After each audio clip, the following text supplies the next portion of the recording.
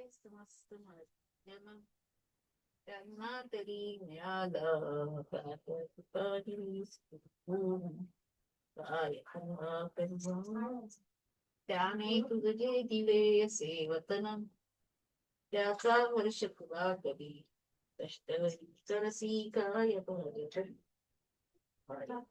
प्रभू राम जय गुरु. त्याने तुला विशेष गुण, त्याने जय गुरु. जय गुरु. जय गुरु. जय गुरु. जय गुरु. जय गुरु. जय गुरु.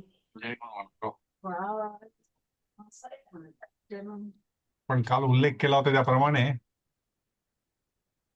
आज्ञार्थी क्रियापद लोट लकार हा आपला पुढल्या पाठाचा विषय आहे आणि त्याच्यावर काही भाग असलेला एक कथा पण त्यामध्ये घेतलेली शूर्पणखेची.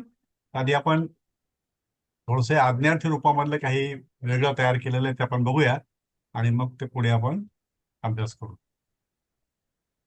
आपण याच्या आधी बघितलेलं आहे की हे जे आहेत प्रथम पुरुष, मध्यम पुरुष, उत्तम पुरुष, एकवचन, द्विवचन, बहुवचन याचं लटलकारामधले रूप भवती, भवतः, भवन्ति, भवसी, भवतः, भवथ, भवामी, भवावह, भवामः ही रूप होती. आणि आनंदराव तुमच्याकडचा आवाज येतोय, आनंद जोशी. आनंद. हा. आता हे जे आज्ञार्थी आहेत याच्यामध्ये ही क्रियापदं कशी बदलतात. जे भवती आहे म्हणजे होतो ते भवतू झालं. सह भवतू म्हणजे तो ती ते होवो, त्याने व्हावे या अर्थाने. नंतर हे भवतः ते दोघे होतात, त्याच्याऐवजी भवताम ते दोघं, त्या दोघी, ते दोन होवोत. म्हणजे एक प्रकारचं डिक्लरेशन म्हणा, एक प्रकारची इच्छा म्हणा, ही एक आज्ञेच्या रूपामध्ये येते. आणि इथे भवंती आहे, ते भवंती, त्याच्याऐवजी भवंतु. हे भवतू आहे एक वचनामध्ये, बहुवचनामध्ये भवंतु. म्हणजे ते सर्व, त्या सर्व, ती सर्व होवोत. म्हणजे हे होणे, होवो असं डिक्लरेशन यामध्ये. असं मध्यम पुरुष मध्ये भव, जसं आपण हे बघितलेलं आहे भव, त्वम भव, तू हो. तसंच युवाम भवतम, तुम्ही दोघे व्हा. यूयम भवत, तुम्ही सर्व व्हा, तुम्ही सगळे व्हा. उत्तम पुरुषामध्ये थोडंसं बदलतं ते, अहम भवानी. जसं इथे भवा मी आहे, त्याच्या इथे ते भवानी झालं. इथे भूभवतीमध्ये अहम भवामी म्हणजे मी होतो. मी होतो म्हणजे भूतकाळ नाही, मी काहीतरी होतो. अहम राजा भवानी म्हणजे मी राजा होतो, मला राजा व्हायचं होतोय असं या उद्देशाने. पण इथे मी व्हावे, अहम भवानी, मी व्हावे अशी माझी इच्छा आहे. अहम भवानी. तसंच आम्ही दोघे असेल तर आवाम भवाव, आम्ही दोघांनी व्हावे. आणि वयम भवाम, आम्ही सर्वांनी व्हावे. हे क्रियापद असं वापरलं इथे आपण. भव, भवची रूप प्रथम पुरुष एकवचन भवतु, प्रथम पुरुष द्विवचन भवताम, प्रथम पुरुष बहुवचन भवन्तु. मध्यम पुरुष एकवचन भव, मध्यम पुरुष द्विवचन भवतम, मध्यम पुरुष बहुवचन भवत. उत्तम पुरुष एकवचन भवानी, उत्तम पुरुष द्विवचन भवाव आणि उत्तम पुरुष बहुवचन भवाम. हे झालं भवचं. यातले काही उदाहरणं घेतले आपण ते. सह यशस्वी भवतु म्हणजे तो यशस्वी होवो. तौ डॉक्टर भवताम, ते दोघे डॉक्टर होवोत. सर्वे सुखीन भवन्तु, सर्वजण सुखी होवोत. हे प्रथम पुरुषामध्ये झालं. मध्यम पुरुषामध्ये तू तुम्ही मध्ये त्वम धीरः भव, तू धीट हो. युवाम सज्जो भवतम, तुम्ही दोघे तयार व्हा. यूयम देश लग्नः भवत, तुम्ही सर्व देशप्रेमी व्हा. लग्न म्हणजे जोडले जाणे. लग्न हा म्हणजे देशाशी जोडले जा, म्हणजे देशप्रेमी व्हा.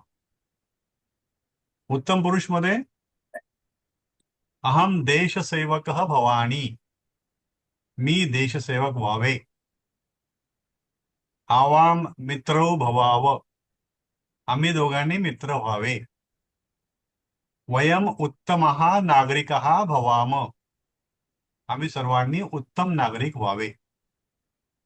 असं हे भवचं वाक्यात उपयोग केला इथे. आता इथं आपल्याला आणखी काही 4 क्रियापद आहेत, त्याची फक्त रूप बघू आपण. ती पत म्हणजे पडणे. प्रथम पुरुष एकवचन पततु, प्रथम पुरुष द्विवचन पतताम, प्रथम पुरुष बहुवचन पतंतु. पॅटर्न सेमच आहे. तू ताम तू अंतु, तू ताम अंतु. इथे पण तू ताम अंतु सेम पॅटर्न चालतो पुढे. म्हणजे आपल्याला अभ्यासाला जो आहे तो. पत मध्ये मध्यम पुरुष पत, त्वम पत म्हणजे तू पड. मध्यम पुरुष द्विवचन पततम, तुम्ही दोघे पडा. मध्यम पुरुष बहुवचन पतत, तुम्ही सगळे पडा. उत्तम पुरुष एकवचन मध्ये पतानी, मी पडावे. उत्तम पुरुष द्विवचन पताव, आम्ही दोघे पडू. उत्तम पुरुष बहुवचन पताम, आम्ही सर्व पडू. असंच पठ. प्रथम पुरुष एकवचन पठतू, तो ती ते पठो वाचो. प्रथम पुरुष द्विवचन पठताम, ते दोघे त्या दोघी ते दोघे वाचोत. प्रथम पुरुष बहुवचन पठंतु, ते सर्व त्या सर्व ती सर्व वाचोत. प्रथम पुरुष एकवचन मध्यम पुरुष एकवचन पठ, म्हणजे तू वाच. म्हणजे मध्यम पुरुष एकवचन आपण हे अगदी सुरुवातीला शिकलेलो आहे. मध्यम पुरुष एकवचन पठ, मध्यम पुरुष द्विवचन पठतम, मध्यम पुरुष बहुवचन पठत, तुम्ही सर्व वाचा.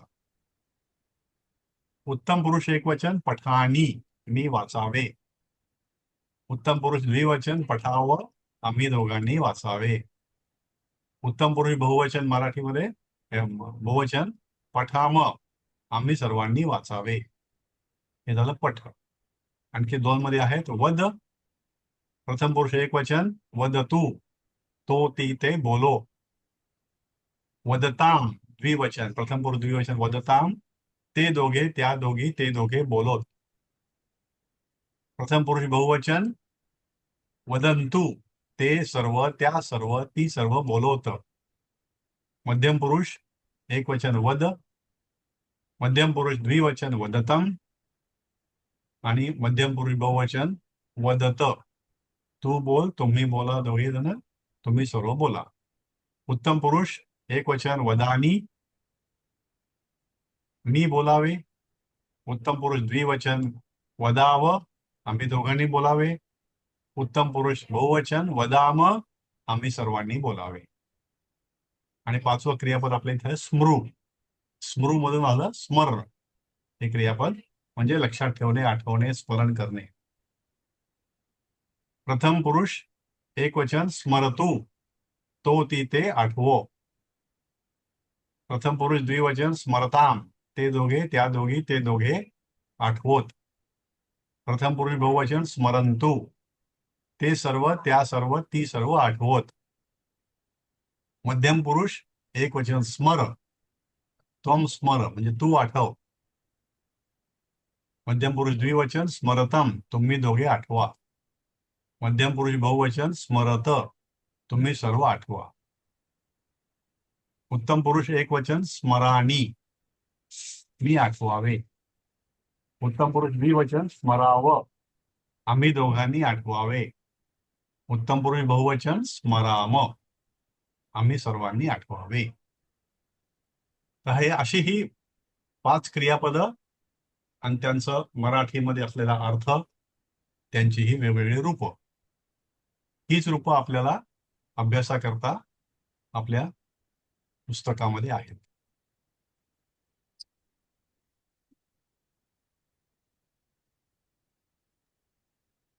आता जे बघितलं तीच आहे.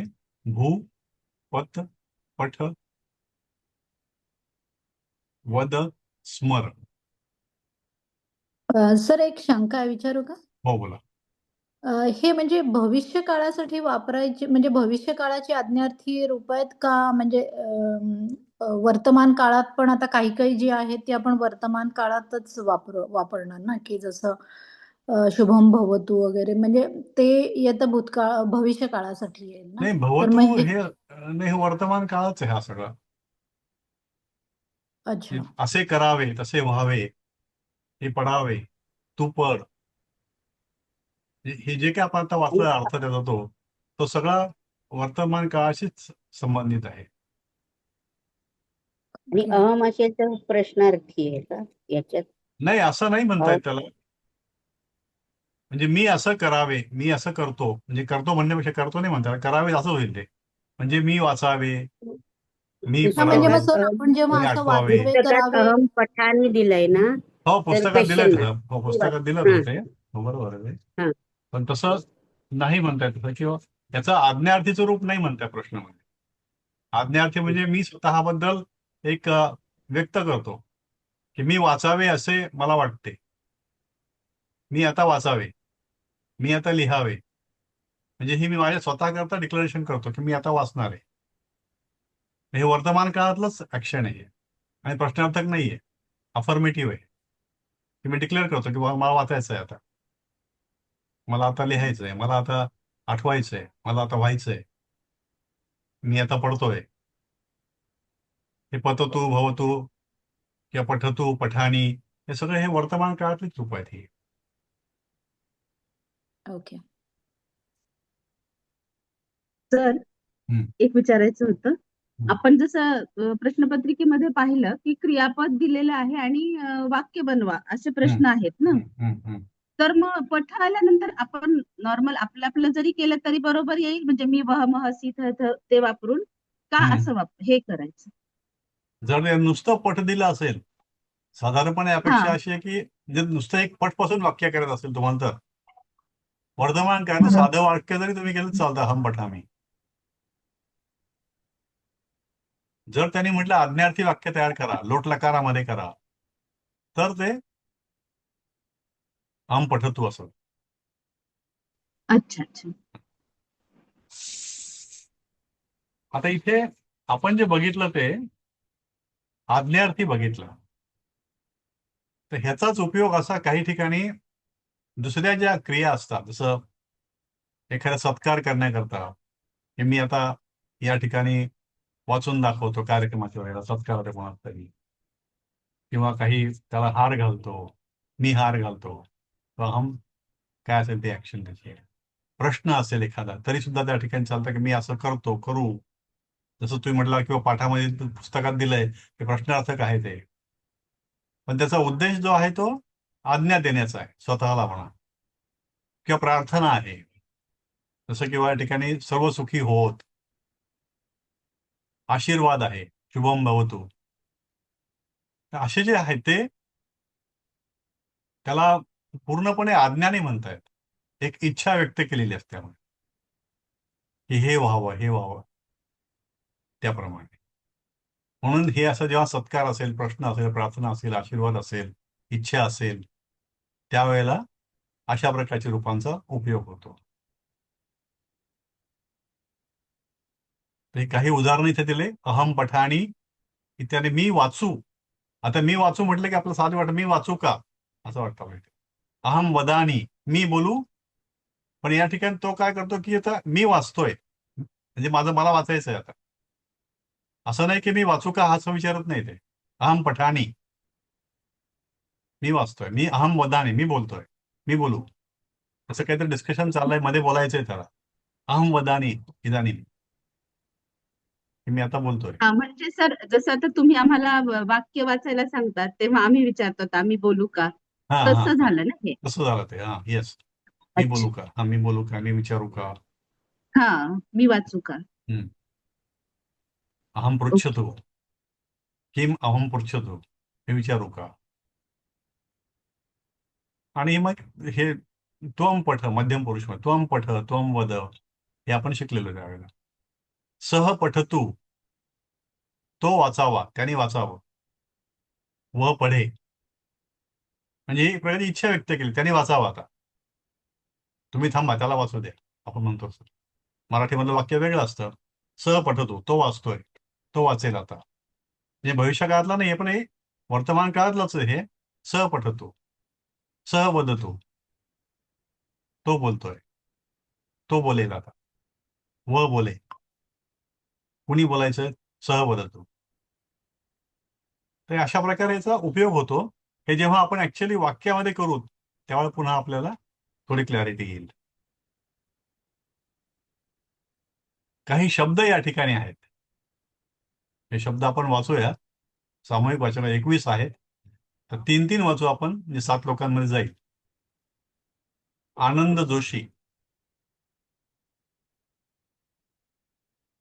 आहेत का. राजेंद्र कोलेकर साहेब. नाही वाचतोय. हो. हा हॅलो. चल, आले. हा आनंद जोशी आले. हो, हा हाँ, कदाचित किसी समय हम्म, देवोपमम हम्म, देवता के समान हम्म, काम मोहिता हम्म. काम से पीडित. ओके, बस पुरे पुरे. आता हे कदाचित जी आहे, मराठीमध्ये आपण जे कदाचित वापरतो ते एक प्रकारची पॉसिबिलिटी अशी गृहीत धरून केलेलं असतं. कदाचित, नक्की नाही असं, जेव्हा अनसर्टन्टी असते तेव्हा. पण इथलं संस्कृतमधलं कदाचित मधलं हलंत घेऊन केलेलं असतं. ते कोणत्या तरी वेळी, कुठल्या तरी वेळी, ती वेळ निश्चित नाही, पण एक वेळेला, एकेकाळी, एका वेळेला, असं या अर्थाने येते. कुठल्या तरी वेळेला.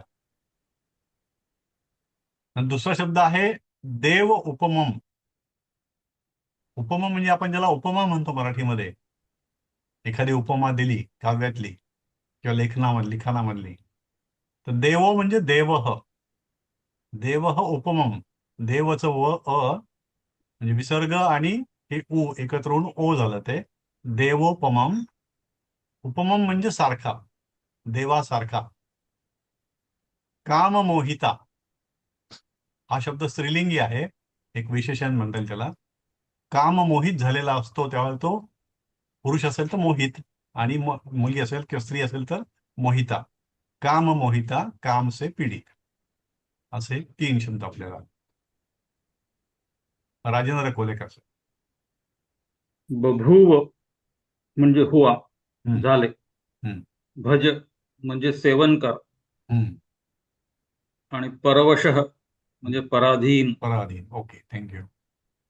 हा बभूव शब्द आपण काही दिवसापूर्वी वाचलेला आहे. बभूव हा परोक्ष भूतकाळ आहे. तो आपण अजून शिकलेला नाही, आपल्या सध्या अभ्यासाला नाही आहे, पण ह्या पाठामध्ये वापरलेला आहे. आणि जे पौराणिक लिखाण आहे, रामायण असेल, महाभारत असेल किंवा इतर संस्कृत नाट्यकाव्य असेल, त्यामध्ये बभूव वापरलेलं आहे. म्हणजे जे होऊन गेलं, ते जे झालं त्याला भूतकाळच हा, हे झालं ते झालं असं म्हणतो. जसं अभवत म्हणतो आपण. अभवत म्हणजे झालं. तर अभवत म्हणजे हे काल झालं, परवा झालं, तसं. पण बभूव म्हणजे जे केव्हा तरी होऊन गेलं, त्यामध्ये तुम्ही आम्ही कोणीच नव्हतो, त्यावेळेला बभूव म्हटलं जातं.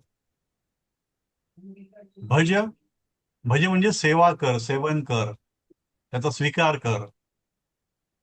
देवाला भजतो आपण, तसं देवाची सेवा कर किंवा एखाद्याचा स्वीकार कर, या उद्देशाने.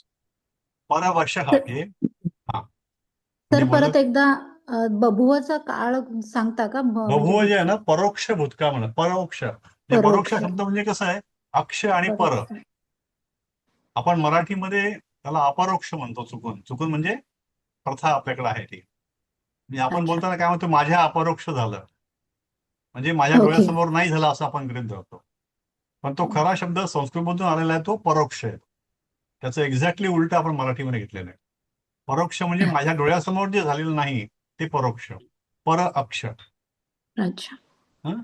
आणि ओके. जे आपल्या समोर झालंय केव्हा तरी भूतकाळात झालंय, बभूव, त्यावेळेला जे क्रियापद वापरलं जातं ते बभूव असतं.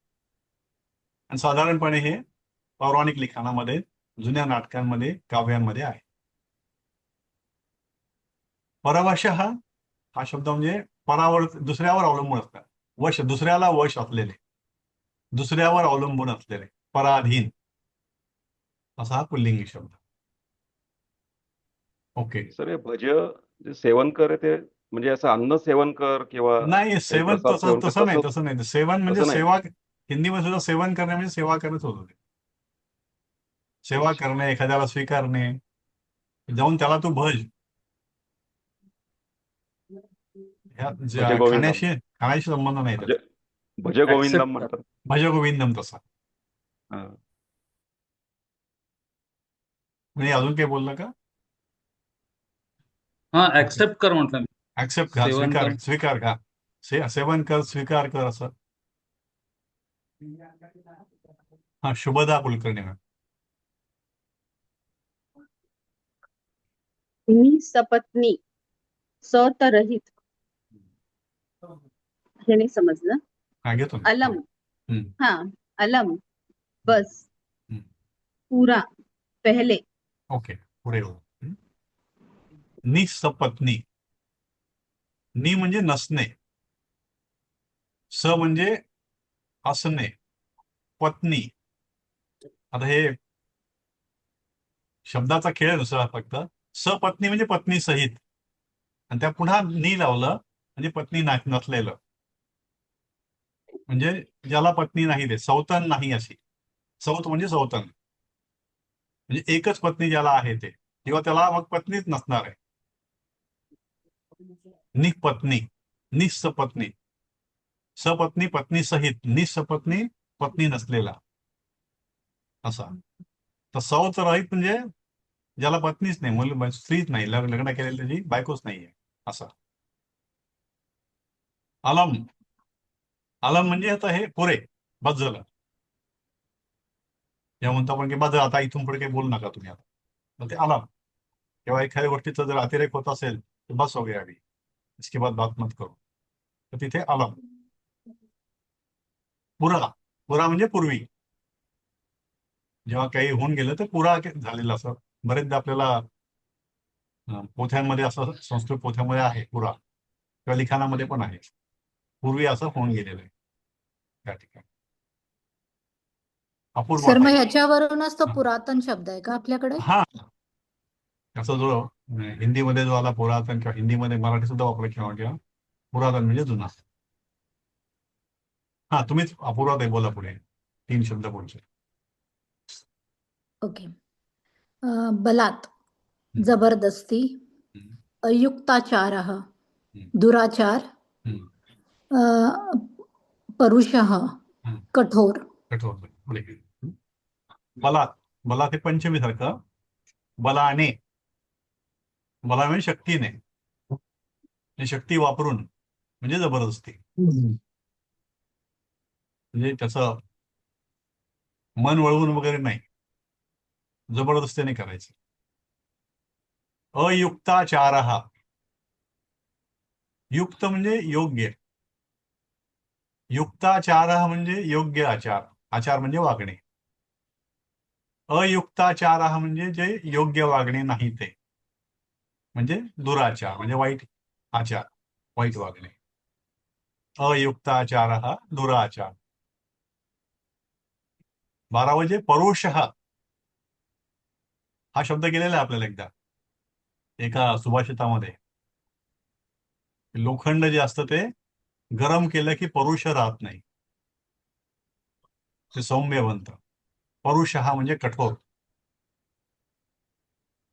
मग ते मनाने कठोर असेल, एखादी वस्तू कठोर असेल, वागणं कठोर असेल, टोचणारं असेल बोलणं, परुषः, कठोर. जसं ते एक सुभाषित का काय वाक्प्रचार पण होता आपल्याला, की बोलणं हे जे आहे ते अग्नीपेक्षा कठोर असतं, परोक्षः. ते असे हे 3 शब्द आहे. ओके, गिरी देशपांडे साहेब. हो. त्वरमाणः शीघ्रता करने वाला हम्म, म्हणजे घाई करणारा. हम्म, हम्म, पांसनः हम्म, कुलदूषक. हम्म. नाराचा बाण. बरं, ओके. त्वर मानः. आता हे मान हा शब्द हे बरेचदा येतात, असे करणारा, तसे करणारा वगैरे. तर त्याच्या मागे काय बघायचं, ते मान हा आलं की त्याच्या मागे काय आहे? त्वर आहे. त्वर म्हणजे काय? घाई. घाई करणारा, त्वर मानः. शीघ्रता करणारा, वेगाने करणारा, तो त्वर मानः. कुलपांसनः म्हणजे कुळाला बट्टा लावणारा, कुळ खराब करणारा. कुलपांसनः, कुलदूषक. नाराच्या याचं अर्थात बाण, सोपं आहे. म्हणजे त्याचं आहे नाव, बाणाकरता नाराचे हा आला. त्याचा उगम सापडला नाही मला, त्याला टाकतो तुम्हाला. ओके, पुढे कोण आहे आता? स्नेहलताई. सन्निभः सदृश हम्म, वन्य जंगली कृतांजलि हाथ हम्म. जोड़े हुए. Yes, okay. सन्निभ म्हणजे जवळ, सदृश, सारखं सारखं, याच्यासारखं ते. ढगासारखं काळं, आकाशासारखं निळं, सन्निभ यासारखं ते. अशी तुलना जेव्हा होते तेव्हा ते सदृश, तेव्हा सन्निभ हा वापरला जातो. वन्य सोपं आहे.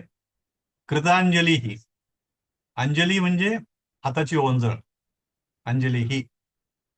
कृतांजली ही केलेली अंजली, म्हणजे हाताची ओंजळ केलेले, म्हणजे हात जोडलेले. हे 3 शब्द. ओके, आता कोण आहे? रवींद्र जोशी साहेब.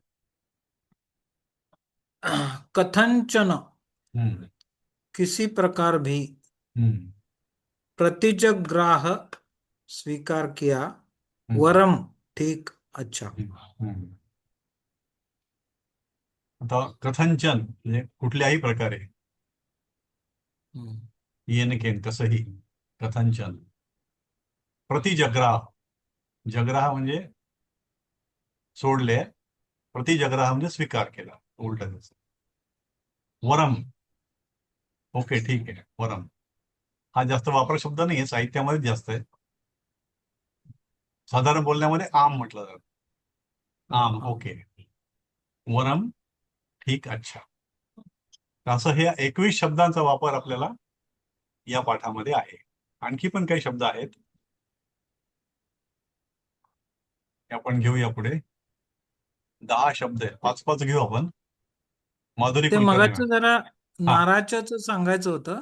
हा नाराच्याचा संदर्भ, हा बाण हा. म्हणजे ऍक्च्युअली हे रामायणामध्ये खूप वर्णन हो आलेलं आहे, राम हो हो युद्ध आणि बाकीच्या आहे, हो, की जो खास बाण असतो ज्याच्यावर शस्त्र चढवलं जातं, बरोबर आहे. तो नाराज म्हणून त्यांनी तो वापरलेला आहे. इतर हम्म, साधे सैनिक बाण युद्ध करतात ते साधे बाण असतात, आणि हे हम्म. जे वीर योद्धे मोठे असतात हो, आणि त्यांच्याकडचे त्याच्यावर बाण. अस्त्र वगैरे चढवलं जातं खास, हम्म, हम्म, हम्म. त्याला ते नाराज म्हणतात असं ते. रामायणामध्ये जास्त आहे, बरोबर. हो, रामायणात जास्त वाल्मिकी आहे, तर ते रामायणामध्ये त्या याचा उल्लेख अर्थाने आहे. आहे. हा, हो हो, त्यांनी बरोबर. तो खूप जास्त बाणांचाच पाऊस पाडणारा किंवा हो, ऍक्च्युअल पाऊस किंवा अग्नी वर्षा अस्त्र करणारा बाण वेगवेगळे अस्त्र, चढवला, वायू अस्त्र, त्याला ते अग्निअस्त्र, अस्त्र, जलास्त्र, हा त्याच्यावरती सोडले जातात. तर ते साध्या बाणावर नाही चढवता येत, तर हो त्याला हो, ते विशिष्ट नाराज म्हणतात प्रकारचे असं. असतं. खास बाण, तर त्याला बरोबर ते नाराज बरोबर बरोबर, म्हणतात. ते करेक्ट जस्ट आठवलं मला. Correct correct.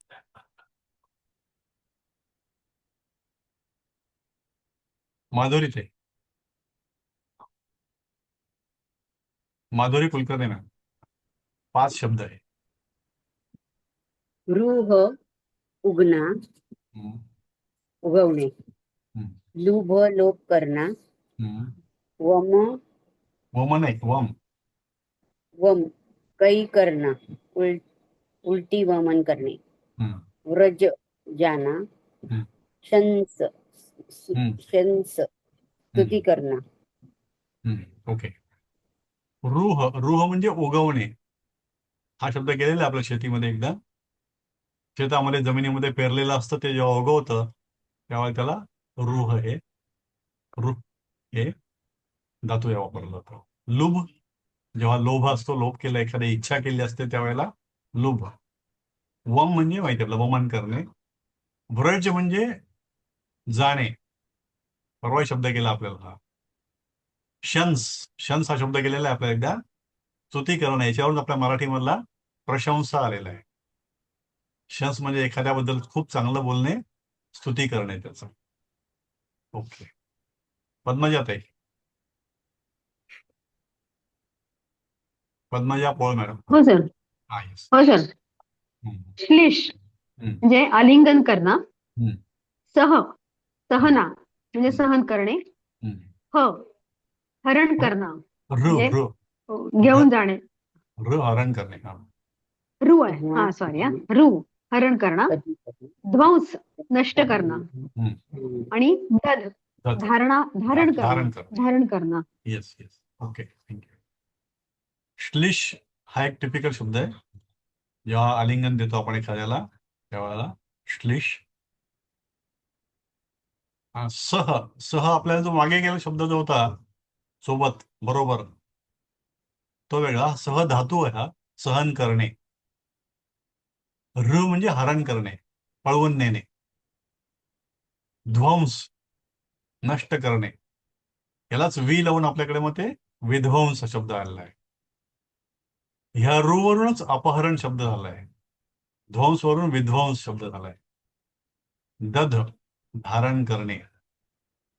हा दध पण केव्हा केव्हा काव्यामध्ये येतो, म्हणजे पृथ्वी धारण केली, हे धारण केलं वगैरे, दधिती. तर हे 10 शब्द अभ्यासाला आहेत. बघू आता आपण काय आहे पाठामध्ये त्या. आता हा पाठ आपण सुरुवात करूया राधिका पायघन यांच्याकडून. पहिलं वाक्य. अथ कदाचित दंडकारण्ये लंकेश्वरस्य रावणस्य भगिनी शूर्पणखा देवोपमं रामं विलोक्य तत्रागता. ओके, तुम्ही ह्याला अनालाइज करू शकता का? अथ किंवा खाली अर्थ वाचा सरळ तुम्ही मराठी मधला. हा, आता कदाचित म्हणजे कधीतरी,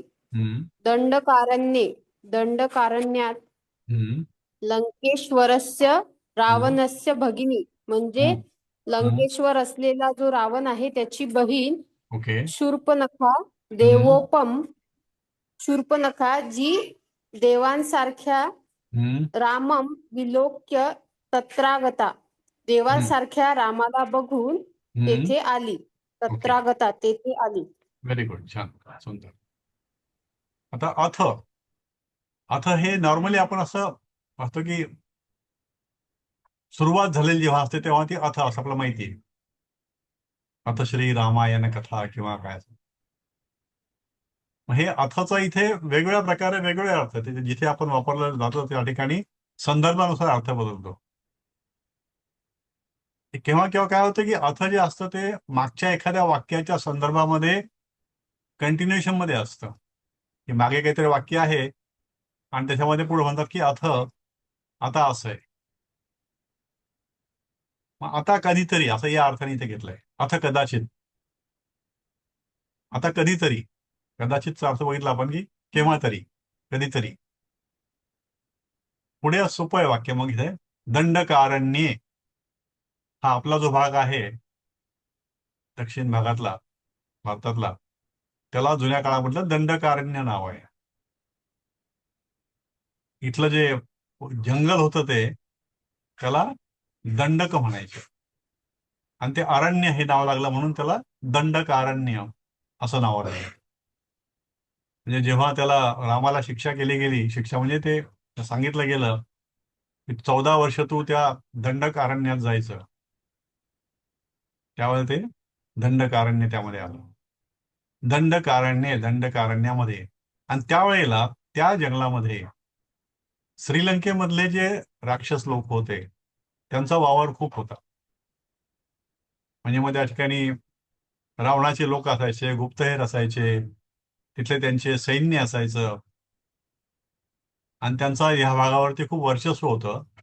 आणि ते इथे काम करणाऱ्या लोकांना, म्हणजे त्यावेळेचं काम म्हणजे काय असायचं की त्यावेळेचे ऋषी वगैरे जे यज्ञ करायचे वेगवेगळ्या उद्देशाकरता, आणि त्या या यज्ञाच्या मध्ये ते विघ्न आणायचे, अडचणी आणायचे, त्यांना यज्ञ करू द्यायचे नाही, त्यांना मारायचे.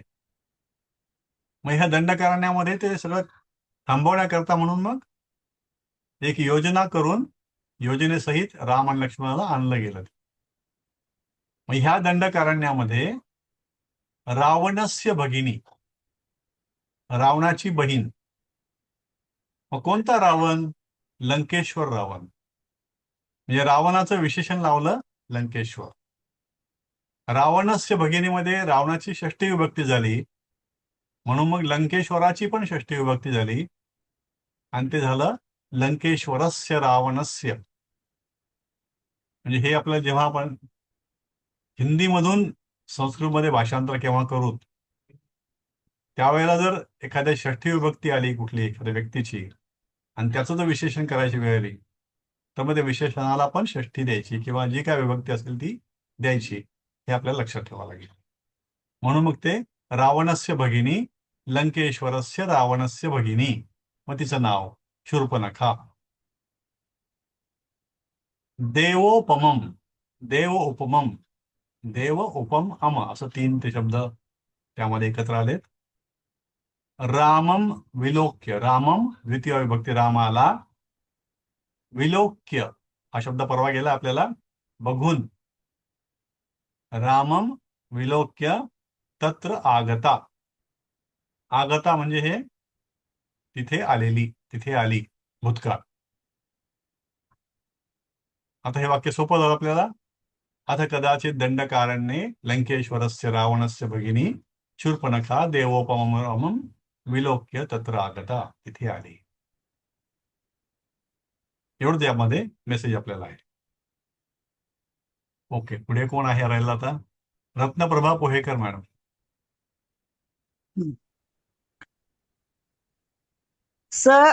नाही तम रामम दृष्ट्वा सा राक्षसी काममोहिता बभूव विवाहार्थ च न्यवेदयत. संपलं बस. म्हणजे पुढे त्याचा अर्थ आहे विद म्हणजे जाणणे, आणि त्याचं ते न्यवेदयतचं फोड केली, नि अवेदयत. हा, आता याच तम म्हणजे त्या रामाला दृष्ट्वा बघून, सा म्हणजे ती राक्षसी, आणि काममोहिता म्हणजे काममोहित, बभूव म्हणजे बघून झाली, विवाहासाठी तिने विवाहाचे निवेदन केले. आणि म्हणजे म्हणजे आणि च वरती म्हणजे आणि न्यवेदयत म्हणजे निवेदन केले. न्यवेदयत म्हणजे भूतकाळ आहे, ते निवेदन केले.